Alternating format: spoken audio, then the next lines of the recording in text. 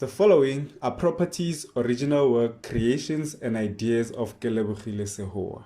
The ElementRings brand includes, but is not limited to, the ElementRings Pty Ltd company, the ElementRings script, comic book or manga script, characters, movie script, ElementRings merchandise, and Negu brand.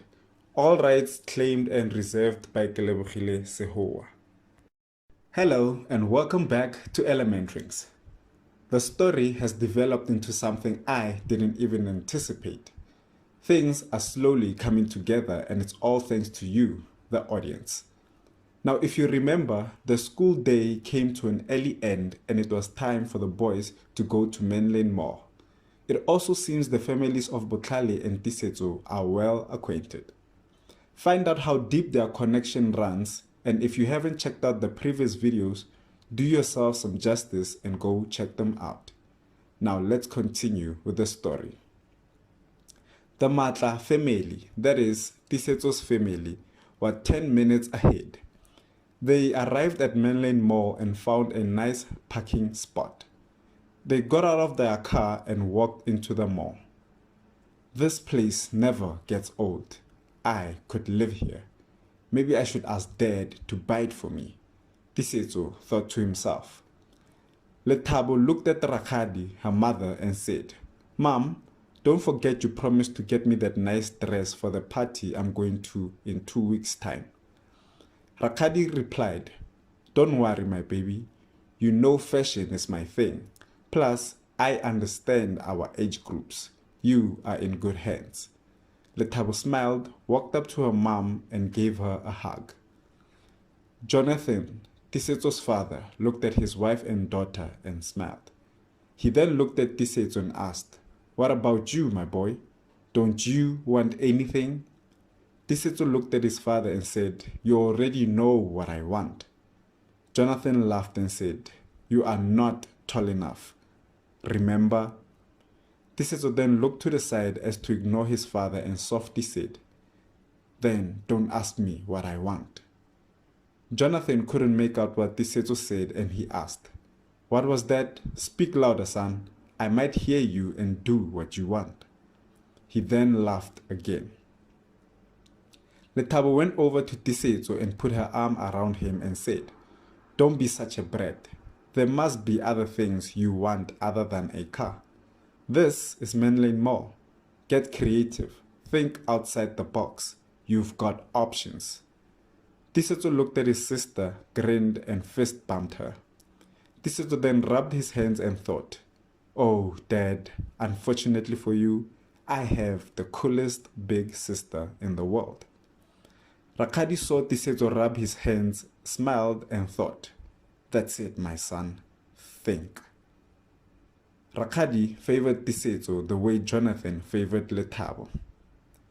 Jonathan then starts grunting and walking weirdly. Rakgadi notices this and says, "Honey, what's the matter?" Tisetso and Lethabo also hurry to their father's side and try to hold him before he falls down. "Papa, Oshapo, Flopo king?" Tisetso asked. For those who don't understand, Tisetso is basically asking, "Dad, what's wrong? Are you okay?"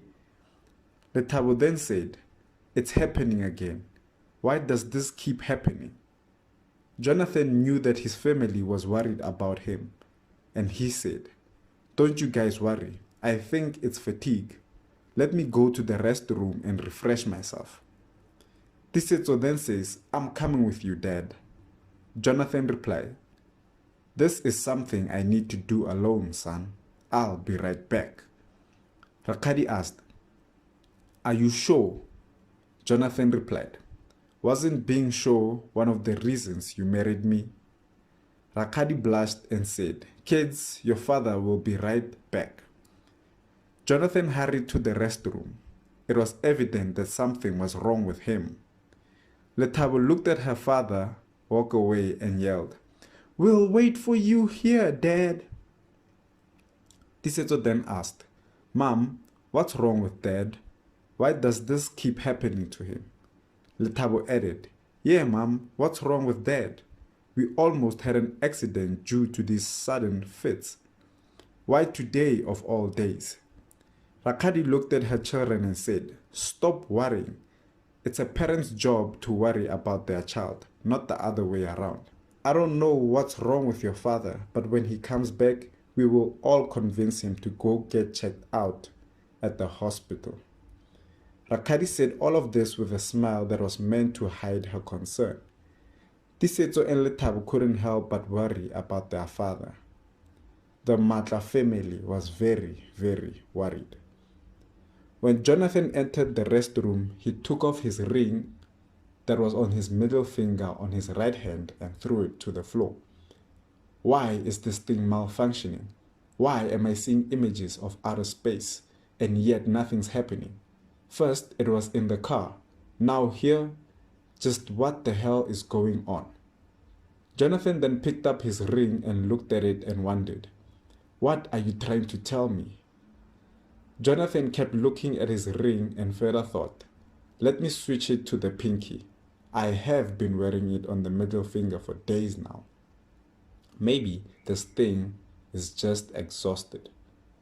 Jonathan looks into the mirror and starts laughing as he wears his ring on his pinky. After putting his ring on, he hears voices in his head and says, "There it is, that relaxing chit-chatter."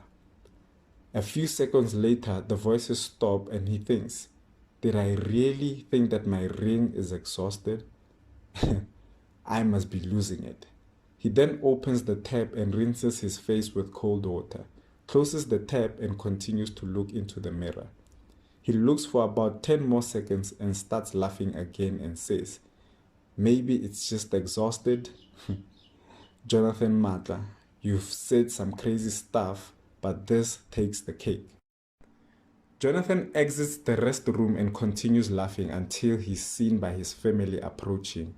They also see that he's laughing, and this brings smiles to their faces, and Lethabo says, "Dad is okay now. Those sudden outbursts won't be happening again." Lethabo said this with unwavering clarity. Tisetso and Rakadi looked at her and asked, "How can you be so sure?" Lethabo replied, "That's my dad. I know him." Tisetso and Rakadi laughed and thought that Lethabo was crazy. Jonathan got to his family and said, "I'm sorry for giving you guys such a scare. I'm really okay now. You guys can relax. Can we continue with our little journey?" Rakadi looked at Jonathan in his eyes, and this weirds Jonathan out, and he asks, "What is it, my love?" Rakadi replied, "You are still going to the doctor tomorrow. Better safe than sorry." This caught Jonathan by surprise and he was taken aback. Tisetso then says, "Yeah, Mom is right." Jonathan then said, "But I told you that I was okay. Look." Jonathan then does a few body stretches. Lethabo laughs at her father's actions and says, "See, I told you guys he was okay." Jonathan sees Lethabo laughing and he laughs with her. "Now let's go before it gets too late," Jonathan says. The family walks deeper into the mall and begins their fun-filled day. And that's the end of the 13th release. As you all heard, Tisetso's family was a few minutes ahead of Botlale's family. Tisetso seems to have some crazy ideas about what he wants his father to buy for him. On the other hand, Jonathan seems to be going through some health issues, and his ring seems to be the cause of the problem.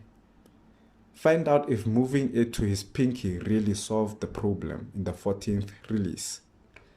Be sure to turn on your notification bells so you don't miss the next release.